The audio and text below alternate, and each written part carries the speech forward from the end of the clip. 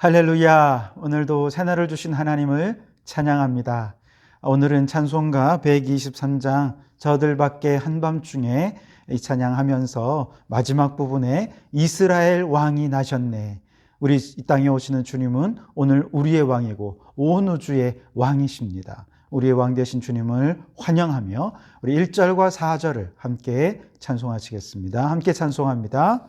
저들 밖에 한밤중에 영tum에 자던 목자들 천사들이 전하여 준 주나신 소식 들었네. 노엘 노엘 노엘 노엘 이스라엘 왕이 나셨네. 저 동방에 박사들이 새아기 보고 절하고 그 보배 앞 다 열어서 세 가지의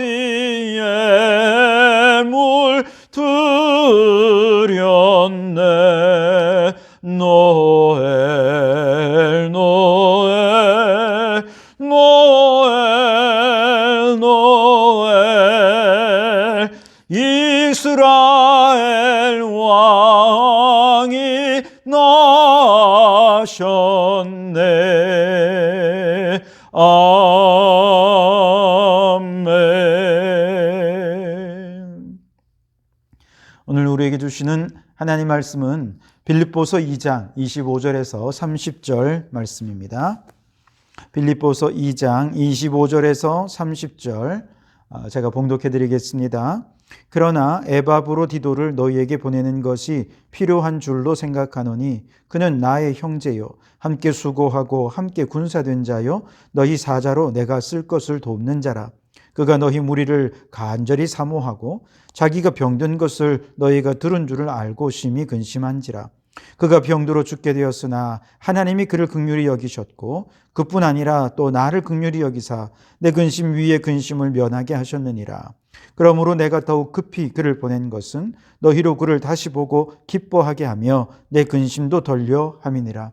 이러므로 너희가 주 안에서 모든 기쁨으로 그를 영접하고 또 이와 같은 자들을 존귀히 여기라. 그가 그리스도의 일을 위하여 죽기에 이르러도 자기 목숨을 돌보지 아니한 것은 나를 섬기는 너희의 일에 부족함을 채우려 함이니라. 아멘. 오늘도 이 말씀을 통해 우리에게 주신 하나님의 음성을 듣게 되길 바랍니다. 빌립보서 1장 27절 말씀에 바울은 그리스도의 복음에 합당하게 생활하라 그렇게 권면을 했지요. 그리스도의 복음에 합당하게 생활하는 그 핵심은 뭐냐? 나보다는 교회가 우선. 그래서 교회를 위해 먼저 헌신하는 것이고요. 그 과정에서 성화의 과정을 걸으며 영적으로 성숙해 가는 것을 의미했습니다. 그런데 바울이 바로 이 일의 모범이 되었죠. 그는 교회를 위해 자신을 전제와 같이 희생의 제물로 바치는 것을 그의 기쁨이라 그렇게 여겼습니다. 그리고 디모데 역시 그리스도 예수의 마음을 가지고 겸손하게 교회를 돌보고 섬기며 비록 나이는 어렸지만 참으로 성숙하게 사역을 잘 감당했던 일꾼으로 소개가 되었습니다. 자, 오늘 본문에는 그리스도의 복음에 합당한 생활을 했던 또 다른 모범을 되는 사람을 소개해 주고 있는데요. 바로 에바브로디도라고 하는 사람입니다. 자, 오늘 25절 말씀에 바울은 에바브로디도에 대해서 몇 가지로 그를 소개하고 있는데요. 바울은 이렇게 얘기합니다. 그에 대해서 함께 수고하고 함께 군사된 자라, 이렇게 그를 소개하고 있습니다. 즉 복음을 위해 에바브로디도는 바울과 함께 헌신적으로 수고를 했던 사람, 그 과정에서 수많은 영적 싸움도 있었고 또 이단과의 싸움도 있었고 박해와 핍박의 과정에서 때로는 실제로 싸움도 싸워야 할 때도 있었을 것입니다만, 그러나 그 모든 상황 속에서 도망가지 않고 회피하지 않고 그리스도의 군사로서 바울과 함께 싸웠던 군사된 자였다, 이렇게 소개를 하고 있습니다. 여러분이 한마디 속에 에바브로디도가 바울과 함께 복음을 위해서 얼마나 수고했고 얼마나 큰 위험한 상황들을 거쳐야 했는지가 다 보여지지 않습니까? 그 모든 상황 속에서 에바브로디도는 그리스도의 참 좋은 군사로서 바울과 함께 귀한 사역을 동력했던 아주 귀한 일꾼이었다 하는 것을 오늘 이 소개를 통해 알 수가 있는 것이죠. 또한 바울은 이 에바브로디도를 향해서 이렇게 소개합니다. 너희의 사자로 나의 쓸 것을 돕는 자라 그랬죠. 너희는 빌립보 교회 성도죠. 즉 사명을 받고 빌립보 교회로부터 바울에게 보냄을 받은 자. 그래서 이제 빌립보 교회의 사명을 이루기 위해서 바울을 돕고 또 바울과 함께 복음의 사역을 위해 헌신했던 자였다는 것이죠. 에바브로디도는 빌립보 교회로부터 바울의 필요를 돕기 위한 목적으로 보냄을 받은 자였습니다. 바울이 로마 감옥에 갇혔다는 소식을 들은 빌립보 교회가 누군가 바울 곁에서 바울을 돕기 위해 헌신하기를 바랐습니다. 그러나 사실 대부분의 사람들은 다 자기의 생업을 감당하고 있었고, 그런데 그 모든 생업을 포기하고 로마에까지, 빌립보에서 로마까지는 거리가 거의 한 1500km 정도 되거든요. 그 먼 길을 여행하고자 선뜻 나서는 사람이 있을 수가 없죠. 쉬운 일이 아니죠. 그냥 멀리 떨어져서 우리 기도만 해도 우리는 바울의 선교를 돕는 거야. 아마 이렇게 생각하고 그저 기도하기 위해 모임을 주도하고 그렇게 했을지 모르는데, 그때 에바브로디도가 나선 것입니다. 제가 가겠습니다. 제가 가서 바울의 사역을 돕고 또 감옥에 있는 바울을 위해 헌신하겠습니다. 그렇게 한 것이죠. 그런데 여러분, 에바브로디도가 빌립보에서 로마에 가는 그 먼 길 어떻습니까? 너무나도 먼 그 길에는 강도의 위협이 있습니다. 배가 파손되는 위협도 있을 것입니다. 먼 길을 가다가 여러 가지 어려움을 당한 참 많은 어려움이 있지만 그 길을 가겠다는 것입니다. 또 로마에 도착해서 바울을 열심히 돕는다 하더라도 혹시라도 바울이 이단자라거나 반역자라는 선고라도 최종적으로 받게 된다면 바울을 도왔던 에바브로디도 역시 반역을 모반한 자로 형벌이 내려질 수 있기 때문에 사실은 생명을 바칠 각오를 하지 않으면 이건 나서기 어려운 자리였던 것이죠.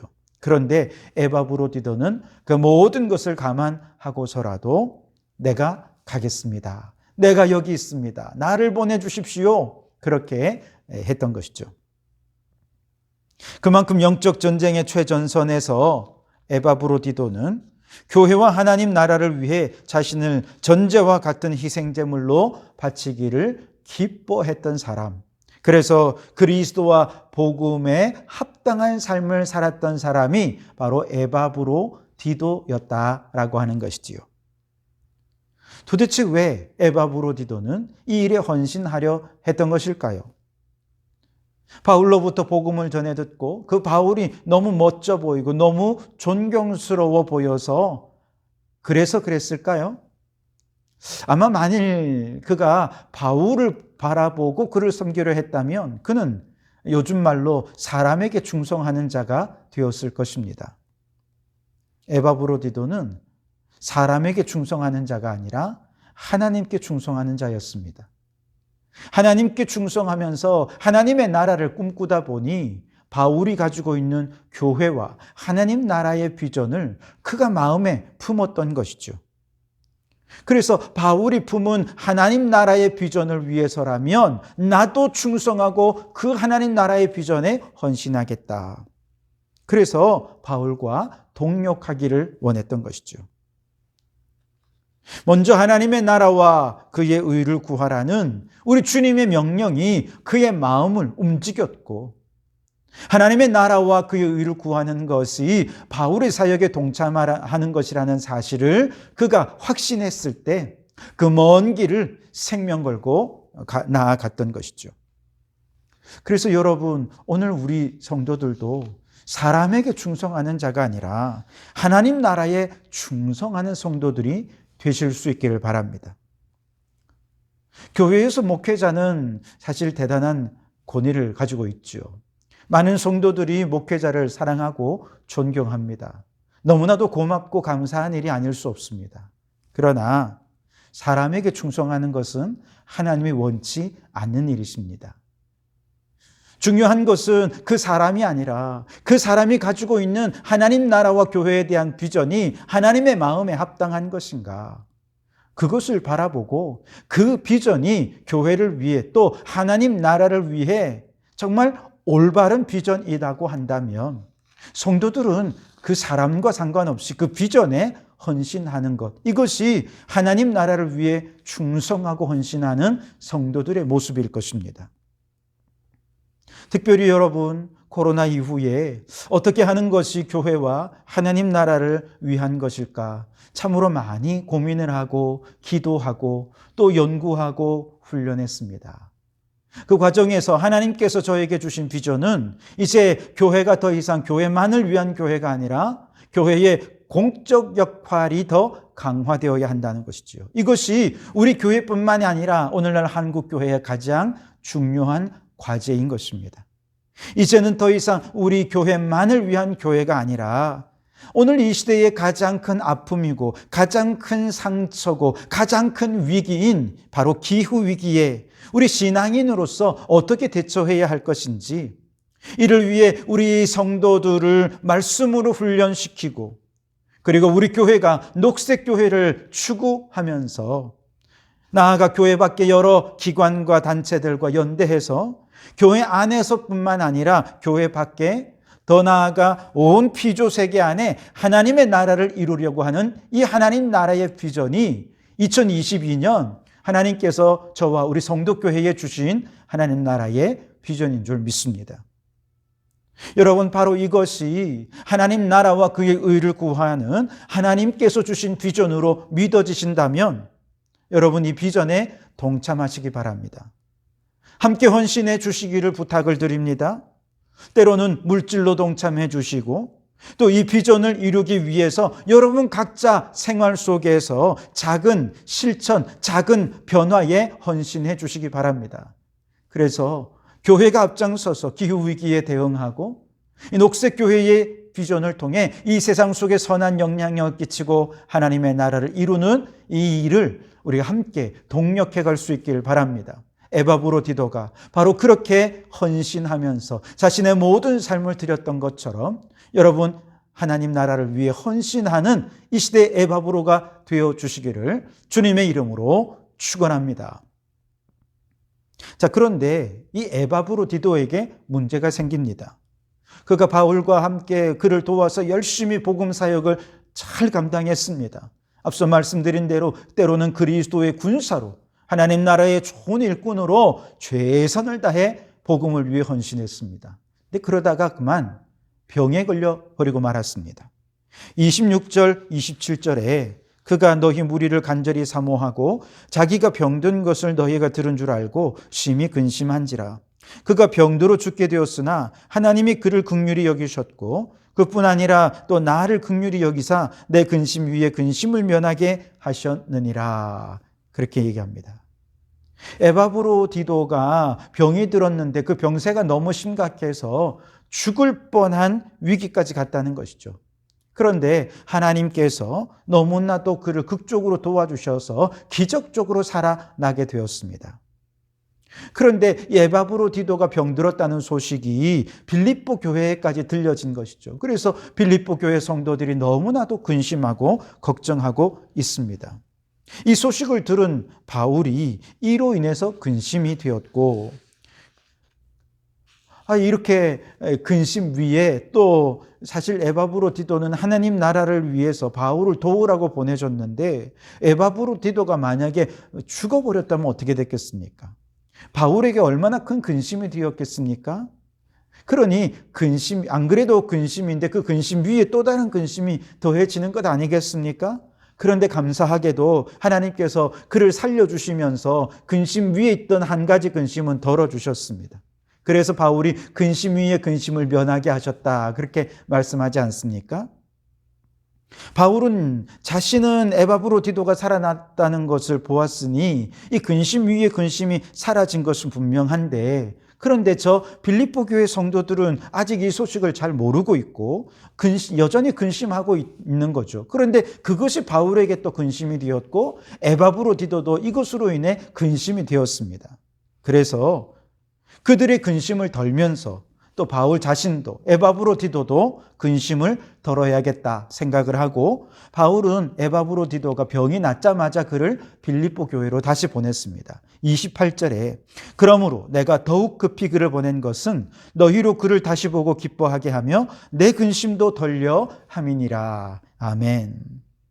사실 에바브로디도가 건강해졌으니 그를 곁에 두고 편지를 통해서 빌립보 교회에 이 소식을 알리는 것만 해도 괜찮았을 거예요. 그러면 바울은 얼마나 편합니까? 그를 수족처럼 부리면서 그가 원하던 복음 사역을 계속 진행할 수 있으니 몸도 편하고 또 마음도 편할 것입니다. 그런데 바울은 그렇게 하지 않았어요. 자신이 좀 불편해지더라도 지금 근심하고 있을 빌립보 교회가 바울은 더 걱정이 된 것이죠.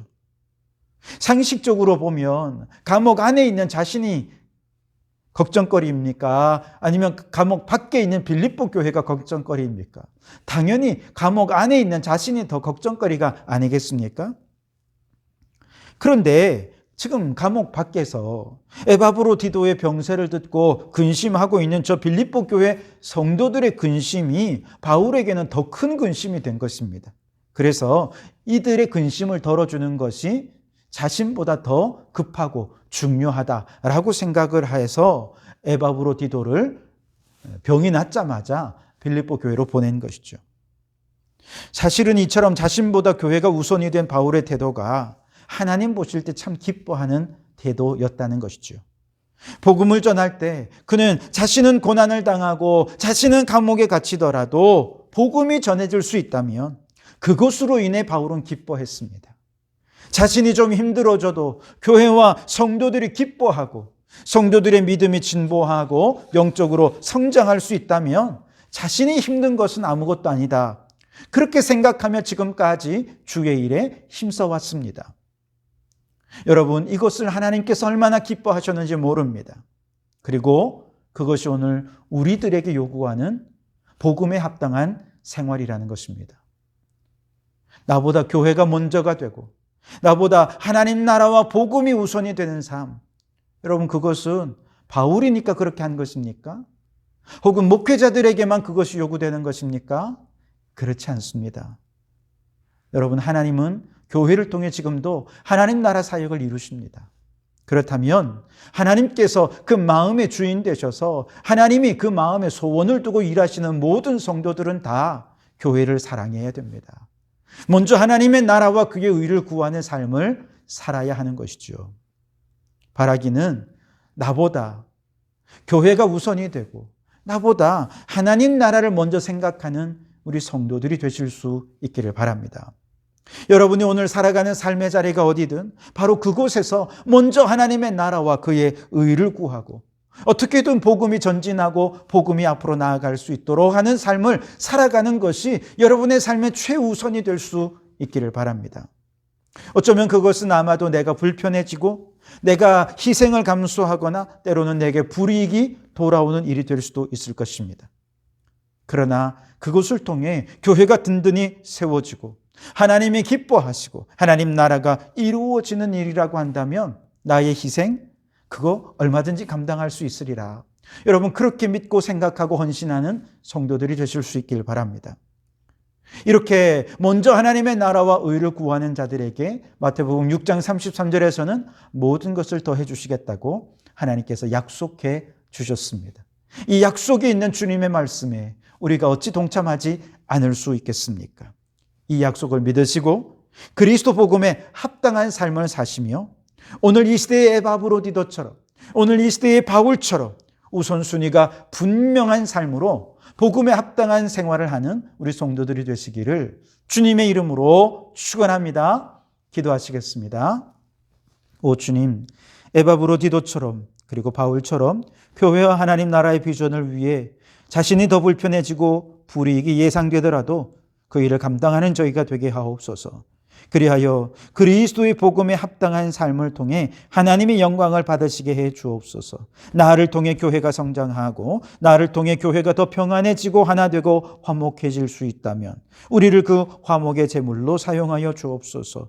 나를 통해 하나님의 나라가 확장되고 부흥의 역사가 일어날 수 있다면 나를 부흥의 도구로 사용하여 주시옵소서. 이처럼 먼저 하나님의 나라와 의를 구하는 자에게 모든 것을 더해 주시는 하나님의 은총을 경험하게 해 주시옵소서.